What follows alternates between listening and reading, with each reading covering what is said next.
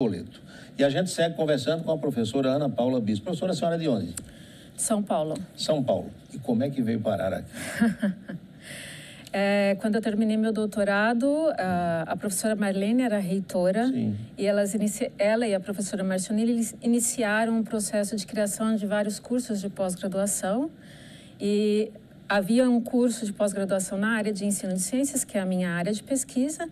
Eu tomei conhecimento disso e acabei vindo para cá através de um concurso que houve. 2007. Formou-se na USP? Não, formei-me na Unicamp. Unicamp, Campinas, eu sou do né? interior de São Paulo e estudei toda o período de faculdade na Unicamp, em Campinas. Campinas. Isso. Mas a senhora é de Campinas mesmo, não? Não, sou de Mirandópolis. Mirandópolis, que é uma cidade menor lá do interior de São Paulo. Perto do Mato Grosso do Sul. Já. E morou muito tempo em Campinas? 15 anos. Estive lá já umas 3 vezes para trabalhar no futebol. Os 2 estádios, o Moisés Lucarelli e o Brinco de Ouro da Princesa. Da Ponte e o do Guarani. Pois é. E a participação das pessoas no evento aqui está sendo boa? Está sendo muito boa, né? Um pequeno empecilho é a questão que, como é um evento internacional, a gente tem que fazer as apresentações em inglês. Sim. E aí não há muita cultura da fala do inglês. Sem tradução simultânea? Não, sem tradução simultânea, que é muito caro, né? Então as pessoas ficam um pouco temerosas de, não vou conseguir entender, não vou conseguir perguntar, mas a gente tem vários alunos participando do evento. E quem é de fora que está aqui? Tem gente de que país? A gente tem a professora Elizabeth, do MIT, dos Estados Unidos, professor Douglas Altin, de Minnesota, Estados Unidos, o professor Pierre Boulos, do Canadá, de Windsor, o professor Peter Heering, que foi o idealizador dessa conferência aqui, ele não pôde vir por questões de saúde, mas ele ministrou uma conferência via Skype, ele é da Alemanha. E a gente tem o professor Agostini e a professora Ana Culo, da Argentina, Buenos Aires. O que é que se discute nessa conferência? A gente apresenta novas propostas para levar a história da ciência para a sala de aula, né? Porque há muitas dificuldades dos professores em formação de fazer esse tipo de abordagem. Então, a gente traz novos exemplos e novas abordagens, né, para aproximar mais, né, a história da ciência do ensino de ciências. Tem exposição, apresentação de trabalho? A gente tem conferências, não há sessões paralelas, então são conferências únicas de 45 minutos mais 15 minutos de discussão sobre diferentes temas, entrando física, química, biologia. Matemática, infelizmente, a gente não conseguiu trazer ninguém. Com essa sua experiência, o que é que dá para a gente dizer do âmbito local? Como é que nós estamos em termos científicos, no geral? Eu acho que a gente está muito bem, assim, em termos de produção e conhecimento, mas, por questões políticas, a gente tem pouco investimento na área, né? E aí você acaba tendo uma série de dificuldades. Por exemplo, esse evento, a gente conseguiu o patrocínio das 2 financiadoras do governo do estado, CNPq e CAPES. Sim. Porém, o evento já começou a estar acabando e o dinheiro não chegou ainda. Né? Então, você tem...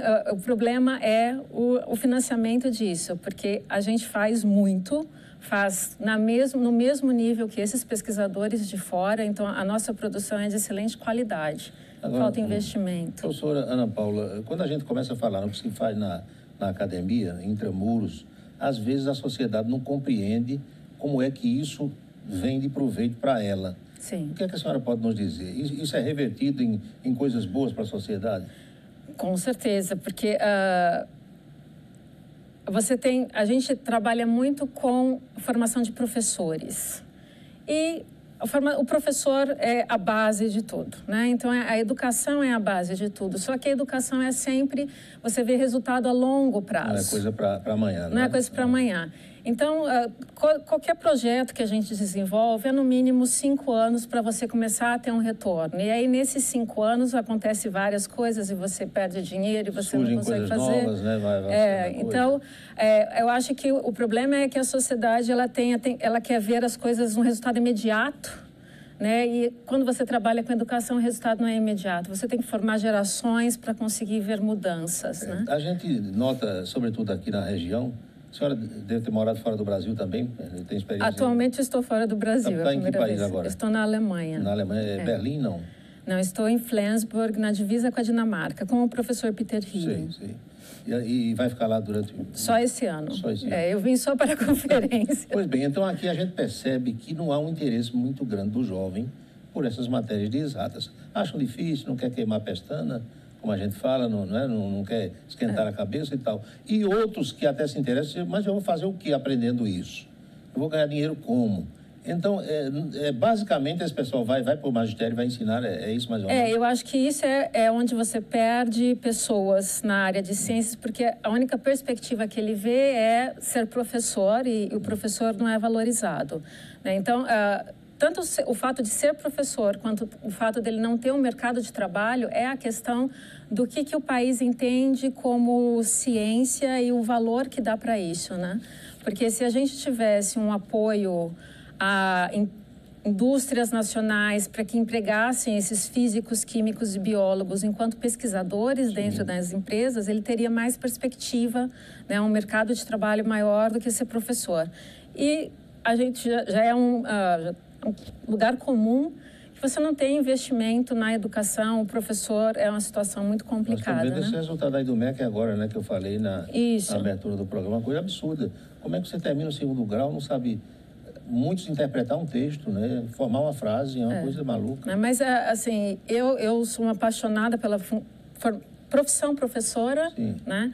E eu acho que os meninos têm que pensar um pouco mais, que se não for um professor, né? Ele não tem o resto das coisas. Se não tem um professor, você não tem um engenheiro, você não tem um advogado, você não tem um jornalista. Tudo passa pelo professor. Tudo passa pelo professor, né? Então, eu acho que a gente tem que incentivar mais a profissão professor, né? É verdade.